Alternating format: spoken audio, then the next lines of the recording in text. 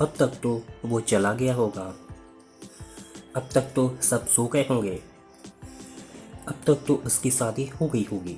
इस तरह के सेंटेंसेस में हम कोई काम हो जाना ऐसा बोल रहे हैं, इसके लिए लिखना होगा मस्ट हैव। आइए इसके स्ट्रक्चर को समझते हैं। सबसे पहले लिखना होगा सब्जेक्ट, फिर लिखेंगे मस्ट हैव, फिर मेन वर्ब की थर्ड फॉर्म, फिर लिखना होगा बाय नाउ। आइए अब इसको एग्जाम्पल से अच्छे से समझ लेते हैं। अब तक तो वो चला गया होगा। He must have gone by now. अब तक तो सब सो गए होंगे। Everyone must have slept by now. अब तक तो उसकी शादी हो गई होगी। She must have got married by now. अब तक तो उसने सबको बता दिया होगा।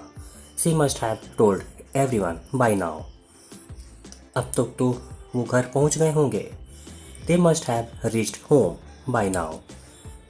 अब तक तो उसने अंग्रेजी सीख ली होगी। ही must have learn English by now. अभी उम्र का प्लीज जिसका रिप्लाई आपको इस वीडियो को कमेंट सेक्शन में करना है। अब तक तो उसको नौकरी मिल गई होगी।